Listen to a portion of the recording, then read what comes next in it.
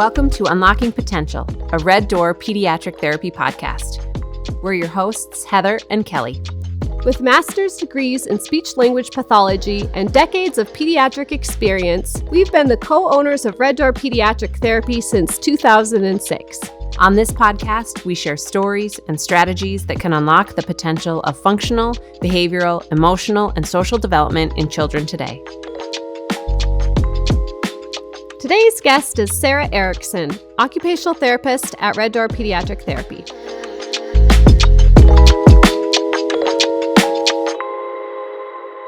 Hey Sara, welcome to our podcast. Today we're talking about dyslexia, and you at Red Door are our first point of contact for dyslexia. So we would just like to learn a little bit more about you. Yeah, I'm Sara Erickson, originally from Bismarck, born and raised here.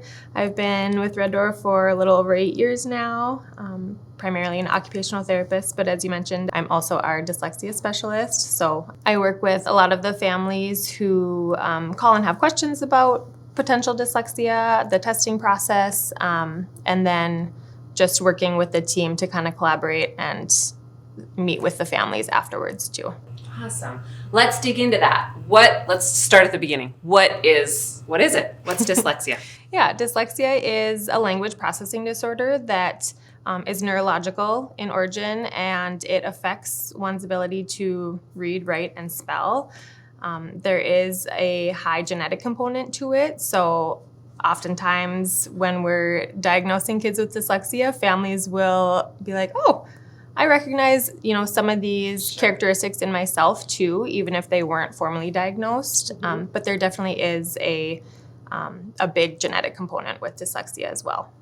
So when you talk about reading and writing and spelling, it sounds like school stuff. And we are a private practice, and you are an occupational therapist. So how does that play into the diagnosis and into the testing component? So at Red Door, we do a pretty lengthy testing process for dyslexia to really rule in or rule out. So we start with a speech evaluation to look more at language skills. So making sure that our expressive and receptive language skills are within that typical range. I mean, there are instances where they might be a little bit lower, but for the most part, we want those receptive and expressive language skills to be within that average range so that we can make sure that's not what's impacting their ability to read, write, spell, comprehend what they're reading, those areas.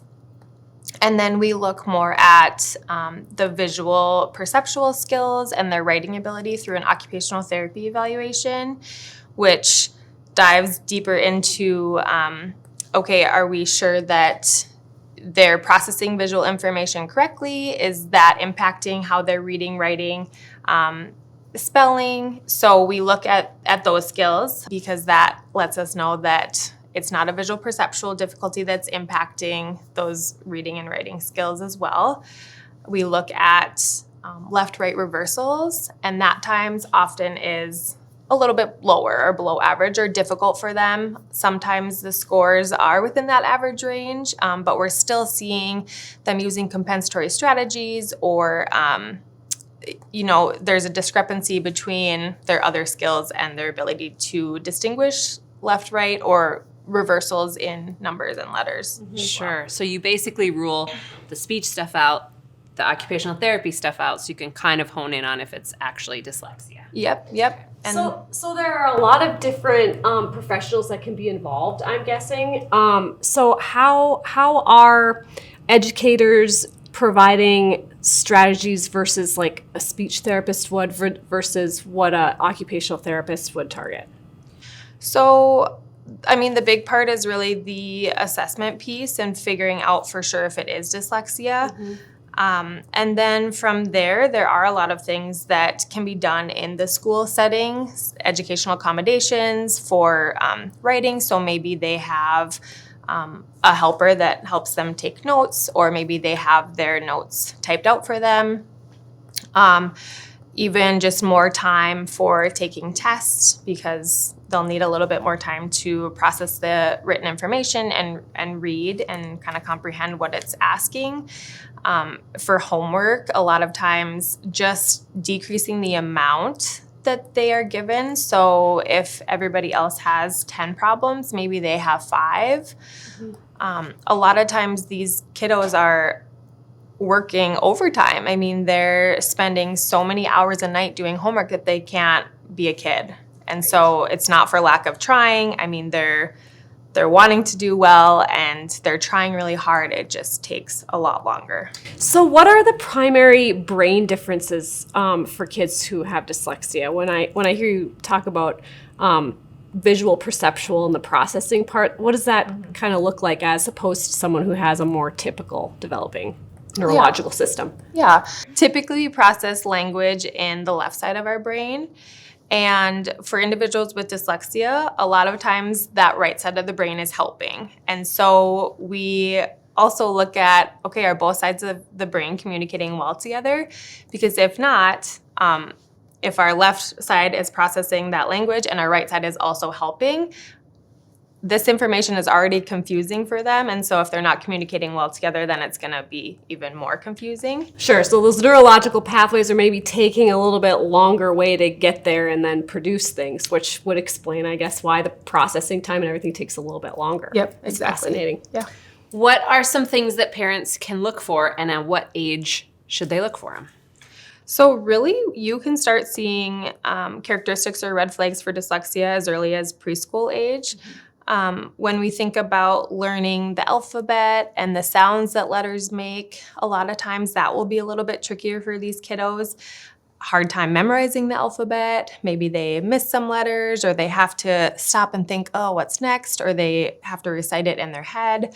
Even just delayed speech, if they have history of a speech delay. Well, I mean, it's interesting that you say that because I have a daughter who has dyslexia, and the signs for her were in preschool, and they were exactly those things. Rote things that they're exposed to multiple times a day, every day, like the counting and the alphabet. She could not continuously sequence those things, even the days of the week, learning the months of the year. I mean, she went into kindergarten and first grade, even second grade, she could not consistently get the days of the week, which is a memorization rote thing. So for her, the process, it was, pretty apparent early on. Yeah, that working memory piece is really tricky for individuals with dyslexia. Also, for these younger kiddos, just difficulty with that left-right discrimination. So no matter how long they've been learning it, it's still really tricky for them to decipher between left and right. Even sequencing daily tasks. So tying their shoes, they might take a lot of extra time to learn how to do that. The left-right discrimination thing is sort of a funny thing that does, as I have observed, persist much into like even early adulthood. And I notice it mostly as I'm learning how to teach drivers, my daughters with their permits and turning left and right.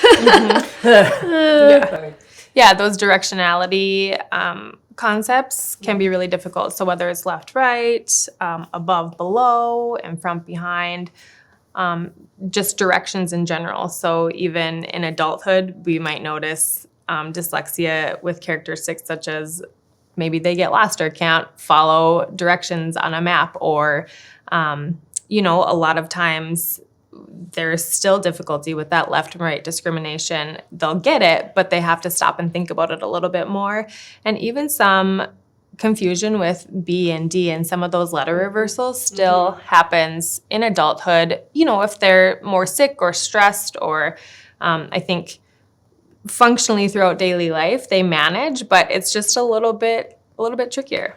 Yeah. At what age do you recommend testing? Or at what age are kids eligible to sort of start that process? Yeah, kids can be tested for dyslexia as early as age 5. We talked about some of those preschool warning signs. So, I mean, if we're already seeing a lot of those, it's recommended to test as early as we can, because the sooner that these kiddos get help, the more successful they will be and the easier school will be, and just daily life in general. That's a great point, because a lot of kids can't read at age 5. And I think people, when they think of dyslexia, they think of it as strictly a reading disorder, and that you have to maybe wait to find out if you have it or to test somebody until they're a proficient reader. But that's not necessarily the case. No, there are so many other components of dyslexia than just reading that we look at. There's several red flags, and so although reading is a definite component of it, at age 5, we still are learning the alphabet. We're still learning what sounds these letters make. We can still, memorize our entire name, our phone number, our address. So some of those kind of rote memory things that are oftentimes more difficult for individuals with dyslexia. So we can still see a lot of these characteristics, even if we don't assess in reading. So how does the treatment for dyslexia differ from someone who's maybe just acquiring their reading skills a little bit slower? Yeah, so an individual with dyslexia is going to need a specific tutoring program or way of learning. So they may be getting reading supports in school that maybe are helping a little bit, but ultimately their brain is just going to learn differently than a typically developing brain. So the typical reading supports or reading programs that they might have in school aren't going to be the most beneficial for these kiddos. What's recommended is it's called an Orton-Gillingham approach to reading. And so that's kind of the umbrella term. And there are several programs developed off of the Orton-Gillingham program, but it really focuses on a multisensory approach to learning. And so, they have that auditory input, the visual input, they're manipulating tiles and objects. So it's, they're moving things around, kinesthetic learning, and that's really how they're going to learn the best, really incorporating all of those senses. And there's, different spelling rules that they learn. And so they just teach and learn it a little bit differently so that it makes sense for their brain and how their brain processes that information.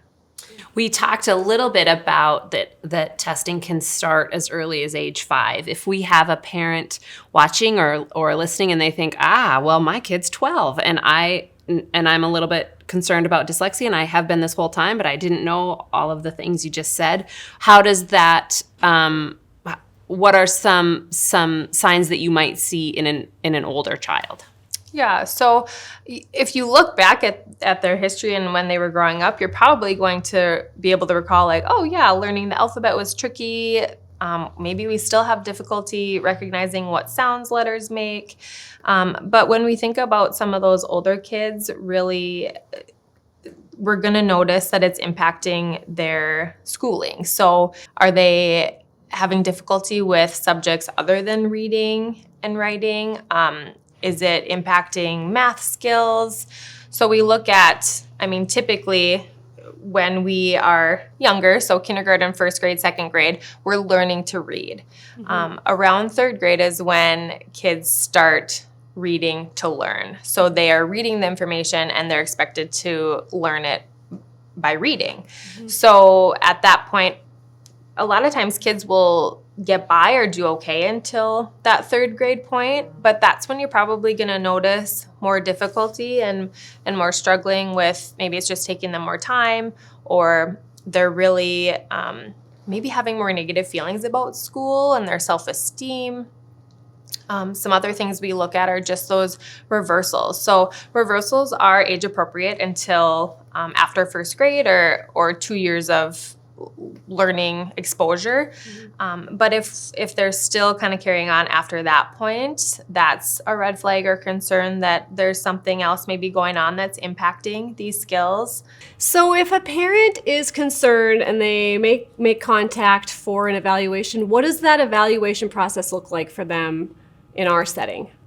Yeah, so it's a 3-part evaluation. There's an initial speech and language evaluation, and then we move on to an occupational therapy evaluation, looking more at those visual, perceptual, and writing skills. And then the final one is that reading piece, that reading evaluation that's really looking at those skills when the kiddos are actively reading, trying to sound out words. And in that point, we get a lot of really great observation about how they're tackling reading. So does it take them longer because they're worried about, are they going to be able to sound out the word? We notice more difficulty with those multisyllable words when they're longer, even just as, sentences get longer or paragraphs get longer, they're going to have a little bit more difficulty with that as well.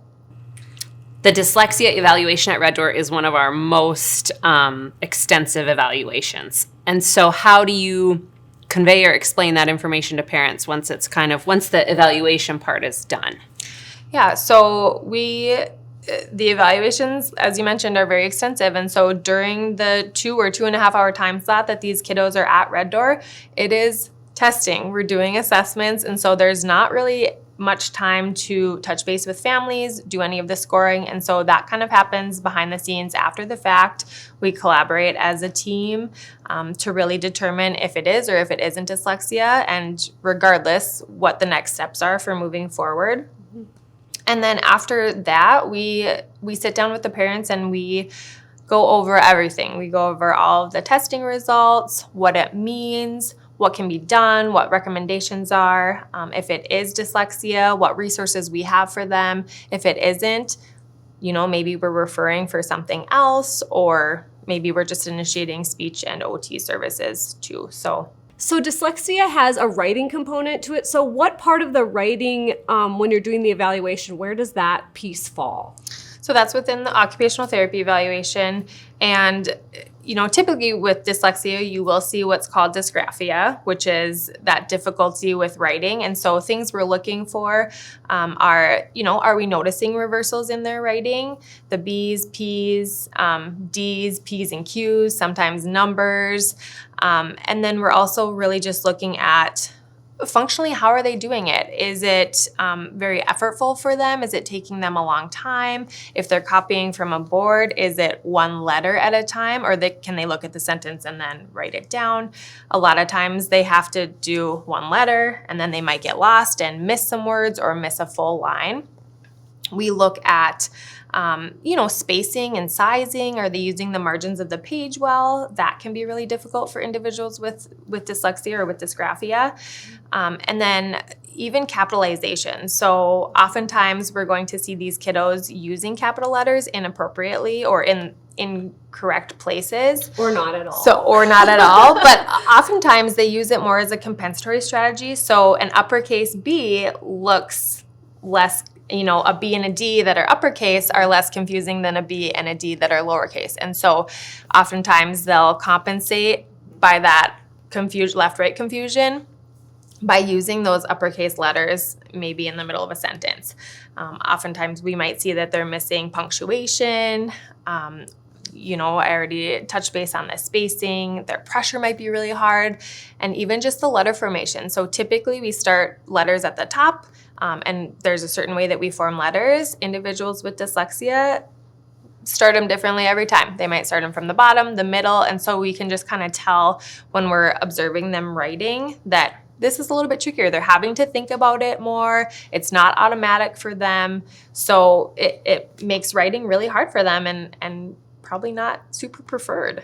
One of the things that you mentioned earlier was difficulty with math skills. And I don't think people typically think, math skills and a reading or dyslexia issue go together. But how do they go together? How would you notice that, I guess? So oftentimes kids with dyslexia will actually like math and do well with some of those basic math skills, but it's more so when they're getting into the multiplication tables, that memorization piece of, it's hard for them to memorize those multiplication tables, the story problems or the word problems, because then there's that reading component. Sometimes, dyslexia is a spectrum, and so it's, they may have mild dyslexia or severe or profound dyslexia. And so sometimes they may even have difficulty, distinguishing the symbols, like a plus and a minus sign, or, for addition and subtraction and things like that too. So it really depends on how severe their dyslexia is.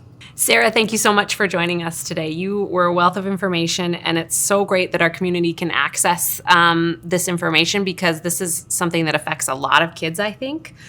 So we absolutely appreciate your time. Thank you. Thank you so much. And thank you for all that you do for all the kids. We really appreciate that. I enjoy what I do. This is good. Thank you for listening to this episode of Unlocking Potential, a Red Door Pediatric Therapy podcast. Please like and subscribe for more interviews and content, or connect with us online at reddoorpediatric.com. Thanks for joining us, and remember, communication is key to unlocking your potential.